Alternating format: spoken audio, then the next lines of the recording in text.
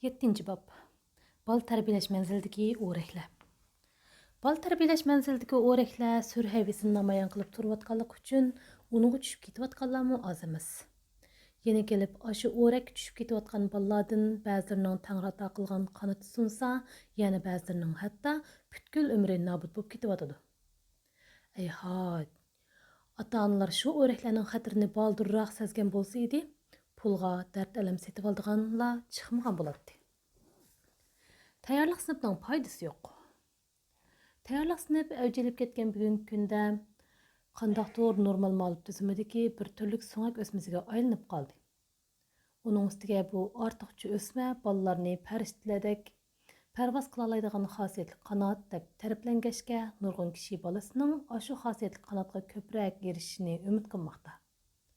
Ammo bu intayin ig'ir xatolik xolos. Sirtdan kelgan bir tuqqanim menga balamni tayyorlik sinfiga bersam bo'larmi deb maslahat so'rab telefon beribdi. Aslida u bolaning yesh maktab yoshiga bir oy kam qolg'achqa maktabdagilar maktabga ozroq iyonatsangiz birinchi yillikqa otimiz bo'lmasa tayyorlik sinfiga kirsin degan gapni puritibdi. U tuqqanimizning tunishlaridan ba'zilari bolani ortiqcha pul to'lab birinchi yillikqa bergandan ko'ra tayyorlik sinfi berganingiz tuzuk, shundoq qilsangiz bir yil ortiq o'rganib oldi emasmi deb maslahat beribdi. Şuna o tuqqanim qandaqlarni bilmay menga telefon qilgan ekan. O tuqqanimning bolasini obdan bilatdim. U bola nihoyat aqlli edi. Hozirgi zehndan qaraganda birinchi yilga kirib o'qisa 100% bo'ladi. Shunga o tuqqanimga bolani eng yaxshisi birinchi yilga oldiring. Navbat imkoniyat bo'lmasa yasli turaversin, tayyorlik sinfiga hargiz bermang deb maslahat ko'rsatdim. Chunki men bolalarni tayyorlik sinfiga berishga azaldan noqoyil edim. Nurg'un ota-ona tayyorlik sinfining zodi qanday paydo bo'lib qolganligini bilmaydi. Demak, mushundan ozroq xabar topsalar, navbatdagi tayyorlik sinfi qizg'inligining aslida bir nomuvofiq ahvol ekanligini his qila oladi.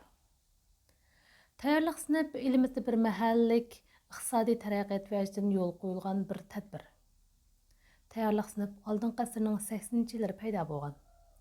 O chog'da shahar nufusi shiddat bilan ko'paygachga puhraviy yaslilar yetisholmay bolalarni yasliga oldirish qiyinlashib ketgan. Buning bilan yasli kirmay qolgan bir qism bolalarning o'qishdan burungi tarbiyalanish masalasini boshlang'ich maktablarda tayyorlik sinfi ochish yo'li bilan hal qilish tadbiri yo'l qo'yildi. Demak, bu tadbir asosiy bolalar tarbiyasidagi mohiyatli halqalarni o'zaro chetish uchun emas, balki maktab yoshiga to'shmagan bolalarni tarqoqlashtirish uchun yo'l qo'yilgan. Yaqinqi yillardan buyon elimiz egiligi gullanib, nafosning tug'ilish nisbati tuvanlashga qarab yuzlandi. Uning ustiga puhraviy yaslilarmi hassilab ko'paygachga bolalarni yasliga oldirishdagi burungi qiyinchiliklar allaqachon tugatildi. Ammo tayyorlik sinfi paydo bo'lgan 20 necha yildan buyon elimiz miqyosida shaharlardan tortib yezlargacha hamma yerda to'xtovsiz kengayib va bora-bora qonunlashib, bolalar tarbiyasidagi normal ehtiyojga aylanib qoldi. Ba'zi joylardagi ma'rifga mas'ul tarmoqlar hatto bolalar maktabga kirishdan ilgari cho'qim tayyorlik sinfida o'qish shart degandek belgilamalar chiqardi. Xo'sh, tugatishga tegishli bu xohish nima uchun yana izchil davomlashadi? Sababi uning mavjudlik asosi mahkam. Biri maktablar tayyorlik sinfi ochishga intildi. Yana biri ota-onalar bolalarni tayyorlik sinfiga berishga xohlaydi. Maktablarning tayyorlik sinfi ochishdagi muddaosi nihoyat aniq. Jumladan, tayyorlik sinfi davlatning majbur ma'rif doirasida bo'lmaganligi uchun maktablar o'z oldiga baho qo'yib haq olaydi. 1985-yili Beyjing shahrida bekitilgan har bir oiladan ayig'i ilinadigan haqning yetakchi o'lchami 30 yuan bo'lib, buni shu chog'ning o'zidami yuqori deb ketgan bo'lmaydi. Ammo yaqinqi yillardan buyon bu o'lcham shiddat bilan o'sib, hatto 1000 yuandan oshib ketdi. Uningdan ayrim ilinadigan qochpura taqlarni qo'shganda ota-onalarning har oy to'laydigani oz emas. Demak, tayyorlik sinfi ochish maktablarning pul tepishdagi abjil chorasi. Shundaqla oson qo'l keladigan lo'q go'sh. Yaqinqi yillardan buyon garchi bir qism yerlik hukumatlar tayyorlik sinfining zaruriyatsizligini tunib yetib, uni cheklash haqida hujjat chiqargan bo'lsa-mu, ammo unda hujjatlar kuchlik ijro qilinmag'achqa maktablar tayyorlik sinflarini bildirib-bildirmay degandek echiyotdi. Ota-onalar nuqtasidan tahlil qilib boqayli. Ota-onalar bolalarni tayyorlik sinfiga berishni xohlaydi. Ularning ko'pinchisi qarg'ulachi do'ramchilik vajdan shunday qilyotidi.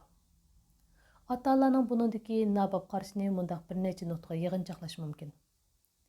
Birinchidan, 3-yillikda o'qimoqchi bo'lgan bolaning cho'qim 1-2 yilligini tugatish zarur tepilgandek, tayyorlik sinfini maktabga kirishning zarur bosqichi deb qarayotidi. Ikkinchidan, bolaning maktabga kirgandan keyingi yaxshiroq o'qiy olmay qolishidan ansirab, tayyorlik sinfi bolalarning o'rganish asosini puxtalab, ularni bemalol o'rganish manziliga yetaklashning tunji qadami deb tunuyotidi. Masalan, menga telefon bergan heliqi tuqqanim tayyorlik sinfida o'qigan bolalarning hammasi elifbani 100 dan ichidagi sonlarni qo'shib elishni o'rganib bo'ladi ekan. Navoda bolani tayyorlik sinfiga bermasam, asosi ojiz bo'lib qolib maktabga kirgandan keyin yana boshqa bolalar yetishib bulamay qolarmi degan edi. Menimcha bu diqqatimning bolaning asosini puxtalash haqidagi qarashi ota-onalarning shu vaqtdagi ing'iga vakillik qila oladi. Ammo ota-onalarning bu vaqtdagi tunishida mundaq ikki xil savallik mavjud. Biri bolalarning asosini qaysi jihatdan puxtalash lozimligini anqiramayotidi. Yana biri maktablardagi tayyorlik sinflarining haqiqiy ahvolini tushunmayotidi. Shunga heliqi tuqqanimga mundaq dedim. Navoda bola tayyorlik sinfida puxta asosini turg'izib, maktabga kirgandan keyin rostila boshqa bolalarning oldiga o'tib ketolsa, pulni bekor xarjlamagan bo'lasiz. Ammo yaqinqi yillardan buyanqi amaliyot uning aksicha bo'lyotidi. Tayyorlik sinflarining bolalar uchun asos silib berayotganligi rost, ammo uni yaxshi asos deb ketgil bo'lmaydi. Heliqi tuqqanim gapimni anglab hayron qoldi. Uni hayron qoldirgan ehtimol yaxshi asos deb ketgil bo'lmaydi degan gapim bo'lsa kerak. U bolani tayyorlik sinfiga bersa, aksicha natija chiqib qoldiganligini o'ylab baxmagan edi. Meningcha ota-onalarning ko'pinchisi amaliyotda mushundaq tushunchada. Chunki ular tuvandagidek ahvollarni degandek bilmaydi. Navbatda elimizdagi tayyorlik sinflarining o'qitishi faqat aloqador yetakchi fikriga asosan boshqarilayotgan bo'lg'achqa, uningda birlikka kelgan o'qitish programmasi va darsliklar yo'q. Shunga tayyorlik sinfidagi bolalarni qanday o'qitish butunlay maktablarning tashabbusi va muallimlarning tuyg'usiga bog'liq. Uning ustiga tayyorlik sinflari maktablar uchun pul tepib berayotgan bo'lg'achqa, uning xarakteri majburiy ma'rifnikiga o'xshamag'achqa, tayyorlik sinflarining o'qitish natijasini maktablarning bir butun natijasiga kirgizib yurishning hojati yo'q.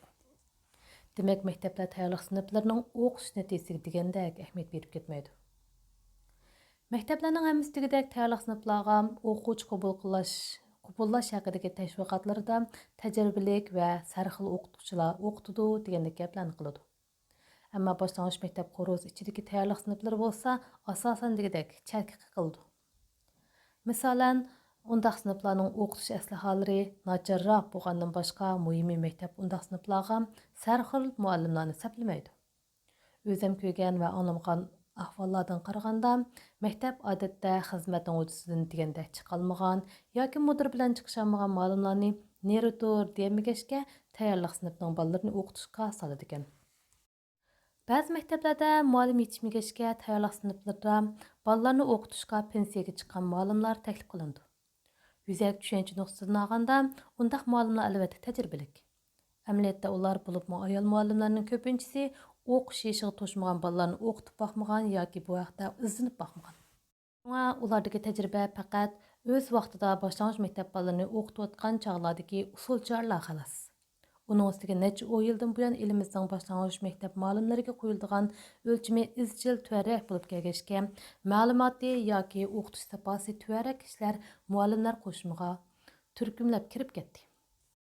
Ular 40 yillik ishtajga ega bo'lgani bilan bu 40 yilni o'qitish tajribasi to'g'lash jarayoni deb ketgil bo'lmaydi. Demak, ular bir xil xizmat tajribasini 40 yil qo'llanganlar. Ammo undaq tajriba hatto boshlang'ich maktab bolalariga mos kelmaydigan bo'lsa, uni o'qish yoshiga to'shmagan bolalarga qo'llangan bo'ladimi?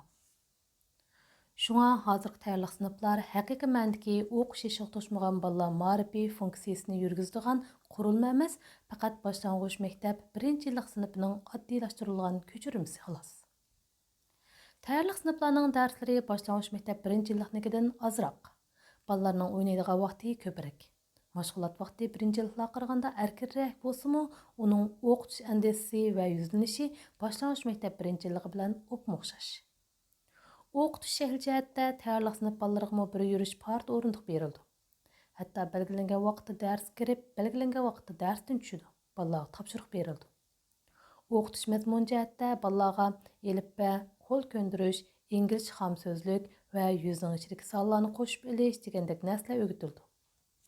Bolalar muallimning degani bo'yicha o'rindiqda qo'lini kaynagiga qilib, jim o'tirib, muallimning so'zlarini astoydillik bilan anglash kerak. Muallim har kuni bolalarga xam xat va elifbalarni takror yozdirib, shunga asosan nomer qo'ydi. Hatto oila topshiriqni berdi. Muallimning maqsadi bolalarga roishlik va qalamni durust tutib yozishni o'rgatish. Shundaqla ancha-muncha xat unutish. Ashundaq qila olgan muallimlar o'qitishda natija yaratgan bo'ldi. Undaq natijani maktab mudiri e'tirof qiladi. Bulubmu ota-onalar bolasi ancha-muncha xat tunib, daftarlarga bir narsalarni jijilashni o'rganib olsa, bolam tunji qadamni muvaffaqiyatli besibdi deb qaraydi. Ammo buni muvaffaqiyatli qadam deyishga bo'lamdi.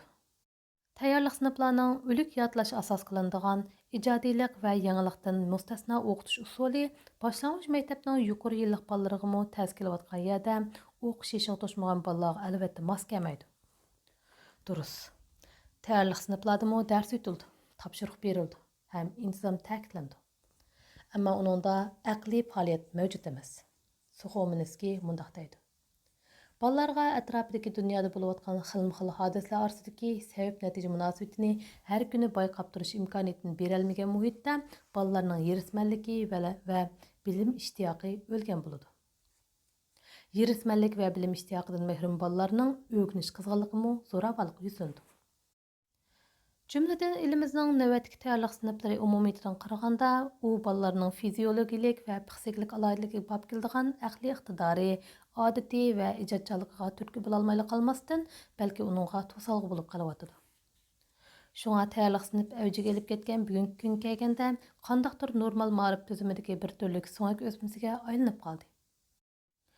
Uning ustiga bu ortiqcha o'sma bolalarni farishtalardek parvoz qildira oladigan xosiyatli qanot deb ta'riflangachga, nurg'un kishi bolasining shu xosiyatli qanotga ko'proq erishishini umid qilishmoqda. Ammo bu intayin ig'ir xatolik xolos. Qisqasi, bolalarimizning tunji qadamini muvaffaqiyatli besishiga tashna bo'lyapmiz-yu, ammo ularning putini bosh palliga mahkam bog'lab olib, midirliyamaz qilib qo'yapmiz. Men yuqorqi mazmunlarni hali qutuqqunimizga qisqish deb berdim. U niyatimni ancha-muncha tushungandek bo'lsa-mu, yana andish qilyotdi. U mundaq dedi. Ba'zi kitoblarni ko'rib boqqandim. Uningda bolalarga bo'lgan dastlabki tarbiya intayin muhim. Uyg'otish tarbiyasida chang tutilmagan bolalar keyincha o'rganishda qiynalib qoldi debdi. Bu tuqqanimning ko'ngli menga ayon edi. To'g'ri aytdingiz, dedim uningga yana tushundirib. Bolalarga bo'lgan dastlabki tarbiya haqiqatan muhim. Uyg'otish tarbiyasi bo'yicha ta'lim olganlar bilan olmaganlar aqliy jihatdan ro'shan farqlandi. Shunga uyg'otish tarbiyasini qancha baldir boshlasa shuncha yaxshi. Ba'zilar hatto bolang tug'ilib 3 kungacha tarbiyani boshlab olmasang, kechikkan bo'lsan degan ekan. Soxomneskiy bu haqda mundaq deydi. Balangning aqlini tavlashga tutish qilgan vaqting tug'ilgan vaqtdan qancha keyin bo'lsa, uni odam qilmoqning shuncha tez tushidi deydi. Bu yerdagi aql tavlashning o'zi uyg'otish tarbiyasi degan ma'noda. Xo'sh. Undaq bo'lsa, tayyorlik sinflarining o'qitishni uyg'otish tarbiyasi degil bo'lamdi. Ismi jismiga loyiq uyg'otish tarbiyasi shakl jihatda odatda o'yinga singdirilgan har xil cheklimlardan xoli, o'zgarishchan, rangarang va turmushga bog'langan bo'lishi, mazmun jihatdan bolalarning qobiliyatini mashqlantirish, til iqtidorini oshirish va tasavvurni uyg'otish qator rollarni o'ynay oladigan bo'lish lozim. Ammo hozirgi tayyorlik sinf o'qitishida bolalarga kitobiy bilimlarni o'rgatib, ularni imtihonga ko'ndirishga oldirib ketyapmiz.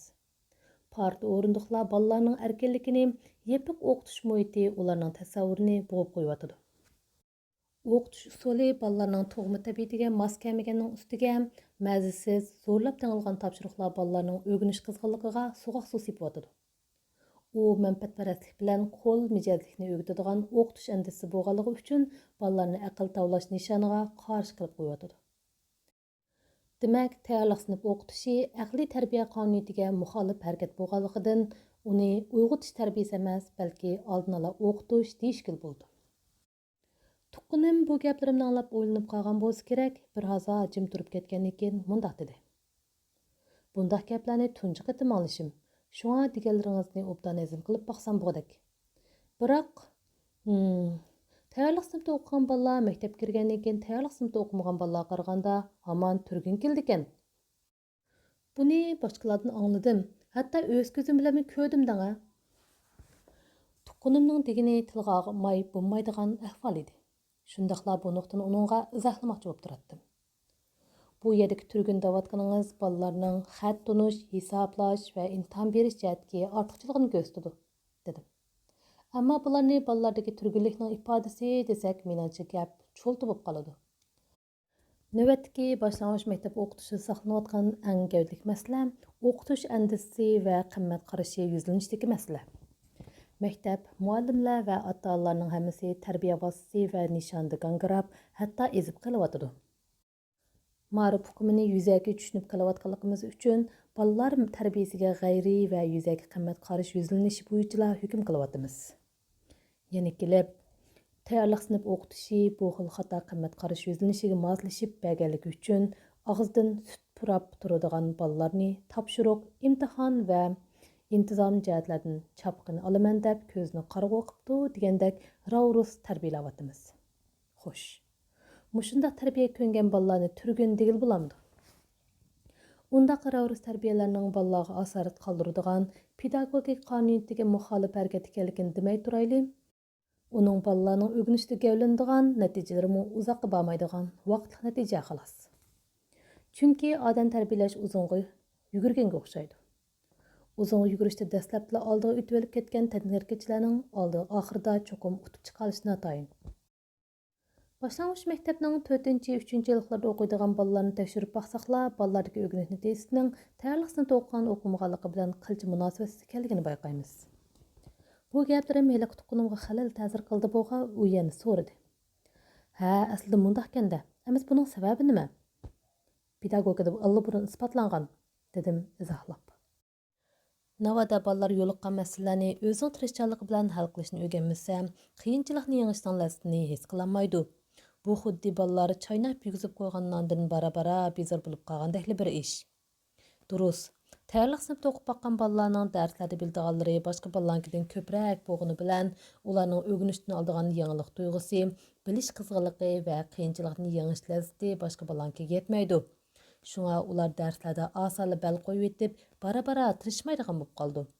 Ota-onalar albatta ilgari o'rgangan narsalarni qaytib ish qilsa, bolaning asosi puxtlandi deb qaraydi. Amaliyot undaq emas. Yana biri tayyorlik sinf bolalarni o'qitadigan muallimlarning to'lisi o'qitish metodi nomuvofiq, saposi tuvanliklardan bo'lganligi uchun o'rganish tuyg'usi jihatda bolalarga osonla passiv ta'sir berib qo'ydi. Bunun bilan o'rganishdan bezib, qiziqmaydigan, hatto uningdan qo'rqadigan bo'lib qoldi. Amaliyotda qiziqishning o'zi talant demakdir. O'rganishdagi har qanday farosat va oldin tarbiyalarning qaysi biri qiziqishning oldiga o'talaydi deysiz. Shunga hammadan qimmatligi va hammaning xo'jagisi yanla o'rganish pozitsiyasi bilan o'rganish qizg'inligi. Bolalarning kelgusi o'rganishdagi yushurin iqtidori va zehn farosati dal mushki manbadan keladi. İlmiy tərbiyə balalarning mustimdak jismini kuch-qudrati cheksiz yadro bombasiga aylantıra oladi. Aksiya tarbiyadagi burnining uchini ko'radigan kaltipamlik balani yenib o'chadigan po'jang'iga aylantirib qo'ydi. Bu gaplarim hali tuqqanimni qoyil qildi bo'g'ay u mundaq dedi. Buni bexli oddiy chog'lab qoptiman. Tayyorlik sinfmi yasliga o'xshash bo'lgandan keyin nimali bo'lmasin bola erkin ozoda o'ynag'ash, ozdir ko'pdir bir nimalarni o'rgana oladi deb o'ylab ekanman. Qaraganda balamni tayyorlik sinfga bermsami bo'g'dak. Demisimi nurg'un ota-onalar nimali bo'lmasin bola tayyorlik sinfda bilim o'rgandi deb qaraydi. Bu amaliyotda tayyorlik sinf xususiyatidagi tipiklashgan xato idea. Shundaqla bolalarning o'yin huquqiga sal qaraganlik. Nurg'unlarimiz hadislar o'yinning nima foydasi, bolalar o'ynasimi, o'ynamasimi o'xshash, bilim o'rganish o'yindan yaxshiroq deb tunuymiz. Bu xil ideyani yaqlaydigan ota-onalar bolalardagi aql farosatning part o'rindiqdan emas, o'yindan keldiganligini asla bilmaydi. Rousseau bolalarning dastlabki o'rganish haqida eng dadil, eng muhim va eng foydali tarbiya qoidasini o'ttirib qo'yib mundaq deydi. Dərs öyrətmən deb ballarning vaqtini egallab olmay, əksicə aş vaqtni ballarning bekar o'tkazib o'tishiga qo'yib bəgilік. Russo buningda ballarni qaynab o'ynab olsin, uni buni o'rgataman deb ballarning o'ynaydigan vaqtini egallab olmanglar demoqchi. Növbətdəki tayyorlik siniflarning amaliyatidan qaraydigan bo'lsak, balaga o'rganish talabini qo'ying yoki qo'ymang, tayyorlik sinif kirgan aman u o'yin huquqidan bilib bilmayla mahrum qilindi. Demak, balalar yoshi kichik, uyg'otish tarbiyasiga taqozo bo'lganligi uchun aql bulug'ini ochadigan o'sib yetilish muhitiga muhtoj. Шуңа уларның әхли етілдіған алтындек вақтыны бір ел ысырап қылып әссәк, бұның бәділігі балалар кәлгісіде нұрғын зиян татып кетір. Психологияда балының 6 яш кіргізгенше болған вақты оның әхли етілдіған әң яқшы пәйт деп қаралды. Демек, вақт алтындан қымбат. Шуңа балаларның hayatidagi аш алтындек пәйтini herkes ысырап қылып етішке болмайды. Qısqası ballar aş vaqtini hatta hechnim o'rganmay o'yin bilan o'tkazib etsa-mu, u balalarni ularning tug'um qobiliyatiga xiloflik holda oldin ola o'rganishga zo'rlagandan yaxshiroq. Amaliyotda kishilar tayyorlik sinfining nuqsonli taraflarini his qilib yetkazishga, yaqinqi yillardan buyon tayyorlik sinfi tushma-tushdan bekor qilinishga boshladi. Masalan, Beyjing shahri tayyorlik sinfini 2010-yildan boshlab bekor qilish haqida hujjat tushirib, nihoyat yaxshi qildi. Ammo nimishqidir tayyorlik sinfini bekor qilish haqidagi qarorlarning ijrosi baklasta bo'lyotidi.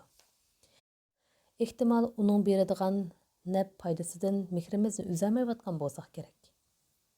2008-yili Beyjing shahridagi bir gazet bilan ma'lum bir dangliq tor punkti birlikda qanot yoydirgan tekshirishdan qaraganda, tayyorlik sinfining zaruriyati yo'q deguvchilar oran 18% ni egallaydi ekan. Ota-onalarning tangdan to'lisi yenila balam cho'qim tayyorlik sinfida o'qish lozim deb qaraydi ekan.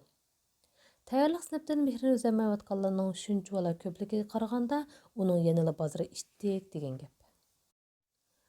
Hozir tayyorlik sinflarini maktablar emas, yosh o'smirlar sarayi, puhraviy konsultatsiya apparatlari mevjud. Yaslini maktablashtirish hatto nurg'un yaslilarning xosligiga aylanib qoldi. Undaq yaslilar tashviq varaqlarida qo'sh tillik o'qitishi, xat tunutish, matematika degandeklarni o'ziga xos mark sifatida danglayotdi. Demak, undaq yaslilar tayyorlik sinfi degan nomda o'tirg'a chiqmagani bilan ularning qilayotganlari yanada tayyorlik sinfining ishi. Navbatdagi tayyorlik sinflarini ma'mur buyruq bilan biroq yo'qotqil bo'ldi. Ammo uning bozori shundoq chap-chap tursa, yangicha atoqlar bilan yanada davron suraveradi. Masalan, Beyjing shaharlik hukumat tayyorlik sinflarini tadrijiy amaldan qoldirishni qaror qilib bo'lgandan keyin Beyjing shahridagi dangliq puhraviy konsultatsiya apparati Sarxilla maktabi butun kunlik tizimdagi tayyorlik sinfga bolalar qabullash haqida dag'dug'uluq tashviqot qildi. Bu apparatning dars jadvalida ko'rsatilishicha, uningda madaniyat darslarini o'qitishni asosga salmoqni egallaydi ekan. Uyg'otish tarbiyasi bolalarning talantini yetildira oladi. Ammo nomuvofiq andizdagi oldin ola o'rganish buningga qodir emas. Demak, tayyorlik sinfga qarshi kurash mohiyatda o'qish yoshiga to'shmagan bolalar tarbiyasida burnining uchini ko'rib, ilmiylikka xilof vositalarni qo'llanishga qarshi turganlik. Bolalarni tayyorlik sinfga berishni to'sishdan maqsad o'qish yoshiga to'shmaganlarning tarbiyalanish fursatini bolalarning o'ziga qaytarib berish. Halik tuqqunimiz, ishkimiz telefonda xali uzun paranglashgandan keyin u bolasini tayyorlik sinfga bermasin bo'ldiganligiga ishondi. Telefondagi ovozdan uning gaplarimga nihoyat qoyil bo'lganligini sezib, buningdan bakmi xushal bo'ldim. Telefonni qo'yib turishimga yana bir tuqqunimdan telefon kelib qoldi. U darddan to'kil telefon bergan ekan. Ilgari u tuqqanim mendan balamni tayyorlik sinfga bersam bo'larmi deb maslahat so'raganda, men uni balani tayyorlik sinfga bermay, darsdan sirtqi kitoblarni o'qishga qiziqtirishga dalolat qilgan edim. Hozir uning bolasi boshlang'ich maktabning 3-yiliga chiqdi. Ammo u tuqqanimning gapiga qaraganda, bolasi xatni qog'oz putida yozib, topshiriqqa deganda ko'nglishmasmish. Ertadan kechgacha darsga munosabatsiz kitoblarni o'qiydi ekan. U tuqqanim gap borligida bolani o'z vaqtida tayyorlik sinfga berib, xat yozishni oldin ola o'rgatishga sal qaraganligiga pushaymon qilayotganligini puritib o'tdi va qo'shnisining bolasining tayyorlik sinfida asosini yaxshi silib olg'achqa, xit chiroyli, o'rganish natijasi yuqori ekanligini tilga oldi. Mən onundan balının əhvalını və ana bala ikisinin qandaq fikir almashtırğanlığını təfsili so'rayotgandan keyin məsələnin negizini qiyas qildim. Bəzi ata-onalar birər məsələlərə yo'liqqanda uning sababini hapla-şapla ma'lum bir nuqtaga tugallashtirib oladi. Bu xuddi ehtiyotsizlikdan patqoq kechib o'tib, paypoqini bulg'ib olgan kishining sababini patqoqdan ko'may, paypoqdan ko'rgandek bir ish. Bu tiqinimning titildavatqanligi menga ayon edi. Shunga uningga yordam qilish niyatida oldi bilan uni tanqidladim. Balaning o'rganishga qiziqmas, topshiriqqa sal qaraydigan bo'lib qolishi tayyorlik sinfida o'qimaganligidan emas. Aksicha balaning topshiriq va imtihonda olgan numeriga haddidan ziyoda zig'irlab ketganligingizda. Bu jihatda bahli titildab ketib, hadislar balani tanbihlaydi ekansiz. Bu qiliqingiz oxiri balda ziyoda ro'yi besim va isyon psixikasini shakllantirib qo'yibdi. Buni o'zgartmasangiz bo'lmaydi. Meningcha, dedi tuqqanim yanada voysab. Balaning asosiy aslida ojiz bo'lib qopti. Darslarga faqatla ro'y yo'q. Ertadan kechgacha yo'qolan kitoblarni o'qigan. Hatto qo'liga chiqib qolgan eski-tuski gazetlarni olib qo'ymay o'qiydi. Ilgari menga kitobxumor balalarning xati chiroyli bo'ldi deganda qilib edingiz. Ammo balam insho, kundalik xotira yozish deganlarga faqatla qiziqmayotdi. Ish qilib, qalam tavatishga qiyriq. Kitobga qiziqadigan ham jiq kitob o'qiydigan balalar insho yozishga qiziqadi ham obda yoza oladi. Qaraganda tugamas tanbehlaringiz balangizning uyg'usini qaynatib qo'yibdi. Uning ustiga kitob o'qishning qimmatini siz degandek tushunib ketmaysiz. Bayaqi gapingiz qaraganda aslida kitobdan siz bezorkansiz. Amaliyotda balalarda kitobxumorlikni yetildirish, ularni tayyorlik sinfida o'qitgandan ming a'lo. Shunga balangizdan xush bo'lsangiz bo'lg'udak.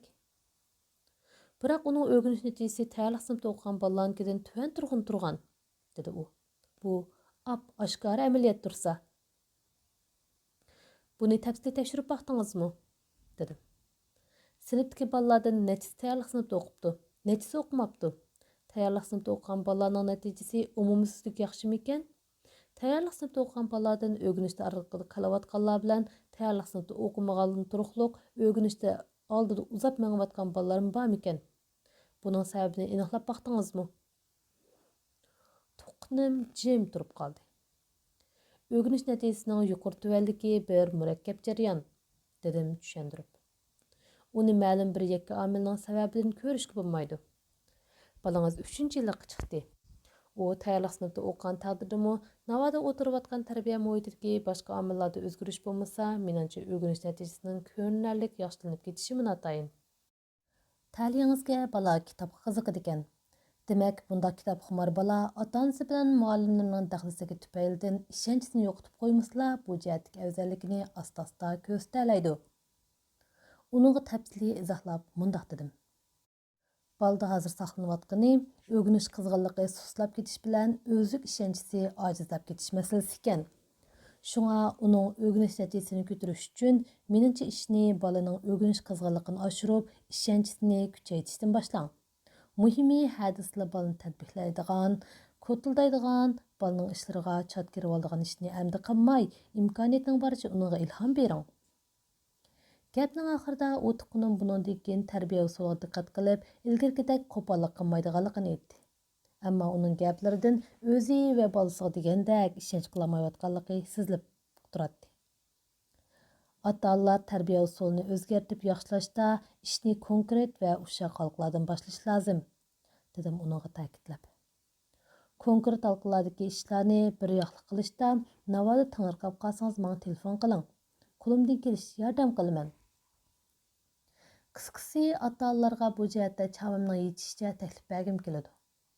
Ammo nurg'un narsalarni ota-onalarning o'z bevosita his qilgani tuzuk. Misolan, balani tayyorlik sinfiga berish, bermaslik ishi mushning misolidandir.